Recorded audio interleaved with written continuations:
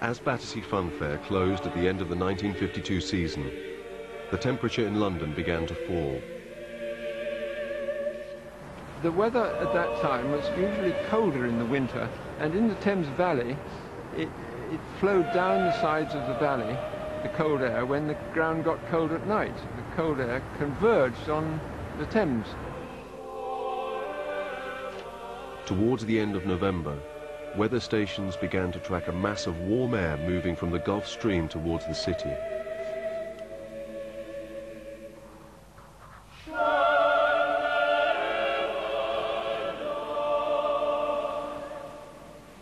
Well, you know, we're unlikely to get through any winter without a cold spell, but it just isn't possible to give a forecast for the coming one.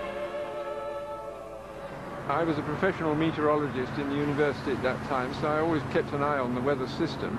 And I thought, well, this is going to be a bad pea super. And if it stayed for more than a day or two, there would be a great accumulation of smoke. On Friday, December the 5th, the mass of warm air came to a standstill, creating a lid directly over the city. In the colder streets below, a light mist became thick with coal smoke trapped in the stagnant air.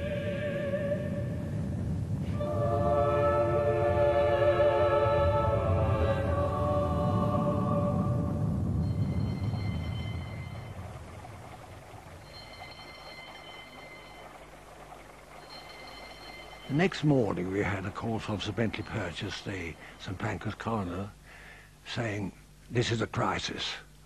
Our staff are completely overwhelmed and I just want some people non-stop." You only have so many undertakers. You can't suddenly say, OK, we've got this inrush of dead bodies, let's incorporate a few extra undertakers. I mean, undertakers are undertakers, that's all they do. So if you've got this rush of dead bodies, then the whole thing, you get like a logjam. Well, it happened to be myself and two of our men, and we spent the next 3 days just going round the back streets. Sometimes the police would be called to break in, sometimes neighbours had got a key, or friends or relatives became worried. But in nearly every case, there's an old person in bed who died gasping for breath, because there's nothing like it, nothing like the smog before or since. Police found the body of Augustus Curtis in a Bellingham street.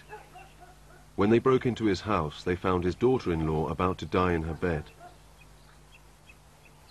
Undertakers removed 10 bodies from one address in Marylebone. And we were just shuttling backwards and forwards to the coroner's mortuary. It was an absolute nightmare. I wouldn't like to go through it again. I don't know how many, 50 maybe. I shall never forget it.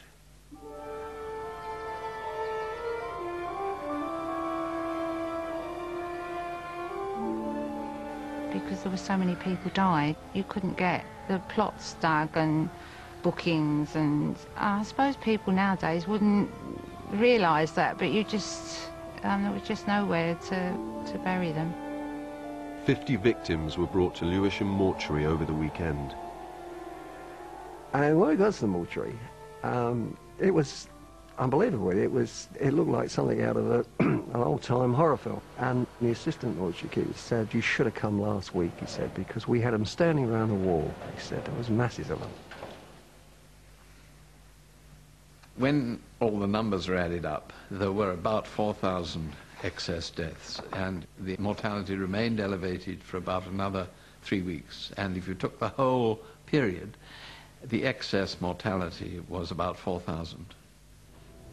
4,000 has remained the official total of the dead. But the government's first report, issued 11 months after the disaster, show the death toll as 12,000. The figures revealed the government had overseen a public health disaster as deadly as any Victorian plague.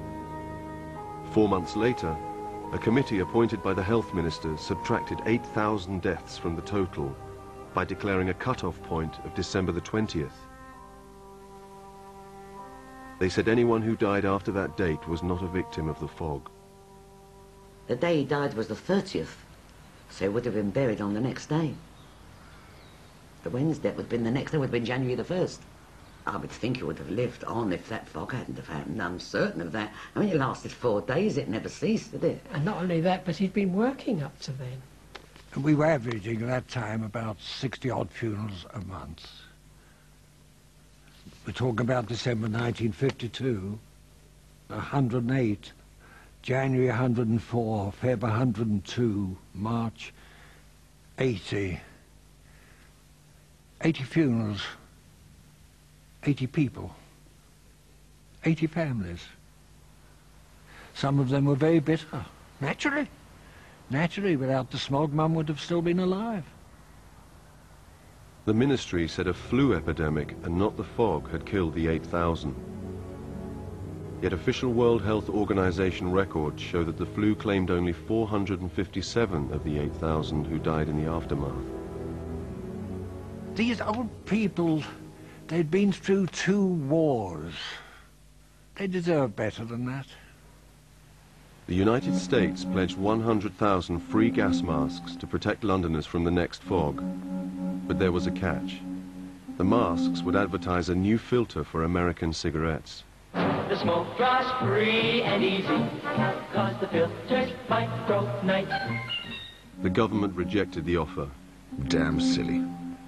Secret tests by gas warfare experts had revealed masks were no match for the fog. No known mask will protect them from it. Every fog this year, according to the press, will be a killer smog. Reports now calculated more than 6 million Britons were at risk. Macmillan had to do something. Ridiculous as it appears, I suggest we form a committee. We cannot do very much, but we can be seen to be very busy. That's half the battle nowadays. There are some short-term things which we can do. We can gain popularity by them, the masks, etc.